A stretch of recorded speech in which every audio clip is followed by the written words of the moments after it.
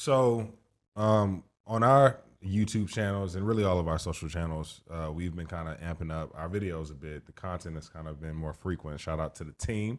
I wanted to ask you, if we weren't in this scenario where we had a full-fledged team, we could, invest in our quality. We could have consistency and quality.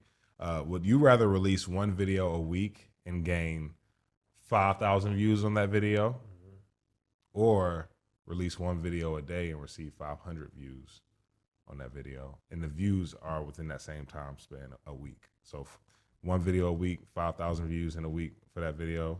One video a day, 500 views a day. 500 is less, so it's still that's 2,500 versus 5,000. Well. I'm talking about on average per video though. Yeah, so you're saying one's the average of 5,000, then you got 5 average of 500. So you No. Five. Each of the 5 gets 500. Yeah. Okay, so it's about half. Yeah. But still, yeah. Did you mean that you wanted them to be equal? I guess we're not mathematicians, we're marketers. Yeah, exactly. At least I'm not. But still, the overall theme is: would you rather? So actually, there's 2 marketing channels that you guys can check out that do talk about this. So one of them is called Backlinko. It's more of an SEO channel. Okay. And they have more of the approach of let's release content less frequently, but when we do it, it's going to rank really well. Because we'll go after like keywords that have a lot of traffic after them. Yeah. And then there's some channels that want to do content every day, like ours. Now, the thought process behind ours and why we do ours and why I'd pick that one, so I'd pick the more frequent content, is because you're putting more stock in the future. So when you build out more SEO, like you can just get this compounding effect. So instead of just having, all your, it's putting more eggs in more baskets, essentially. So it's diversifying. So if we're going after a bunch of keywords and a bunch of different topics, we don't need every single one of those to be a home run. Okay. Like if you're doing less content, you need more home runs. Right.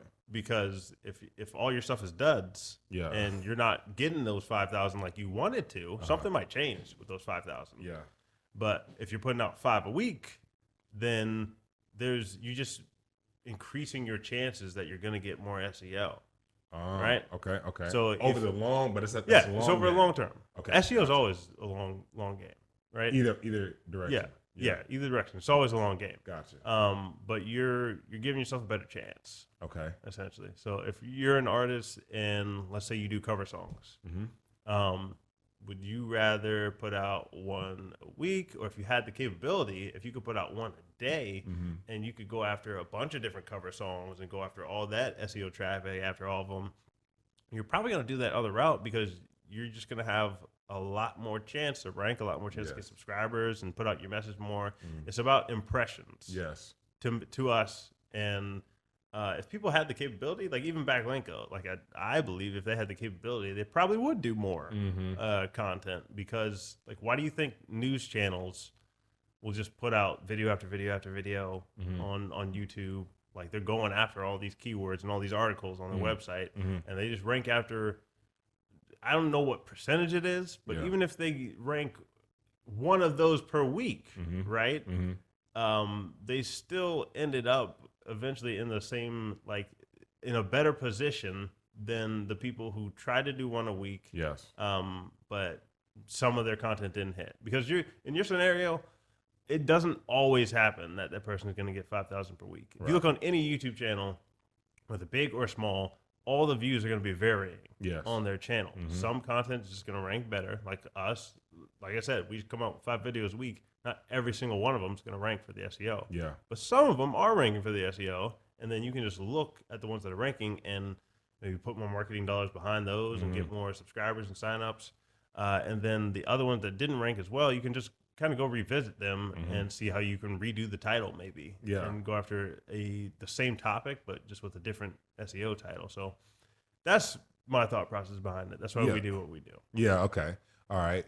So for that SEO game, though, that sounds like that would be more suitable for the YouTube game. What about like the Instagram game? you know, folks are posting you know, more.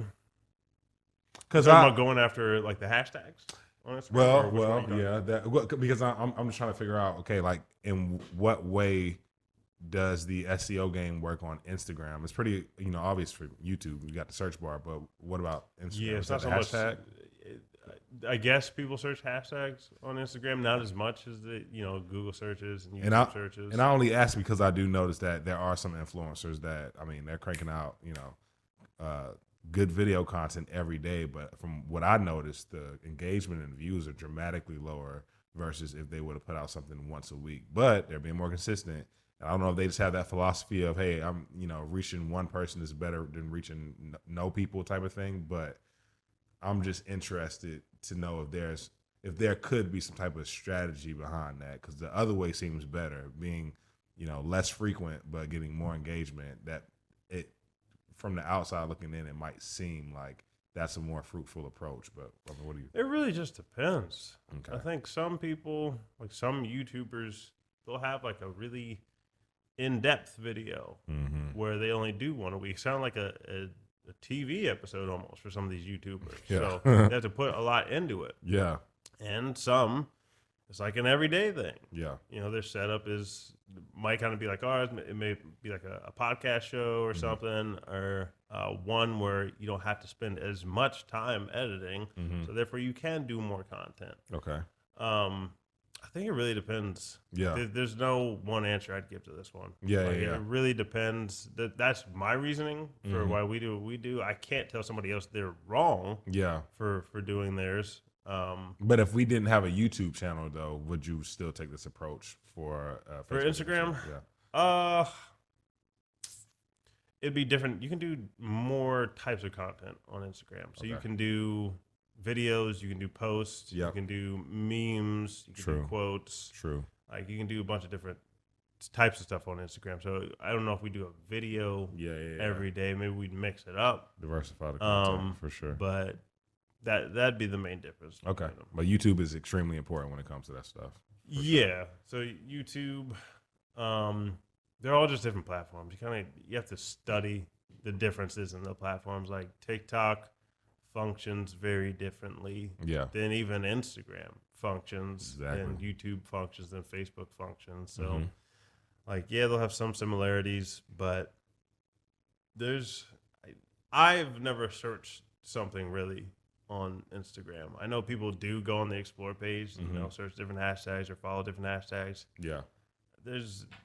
But people on YouTube, like, you are going to search something eventually on YouTube or Google. Like, that's why it's different there. So they're different platforms. Makes sense. Gotcha.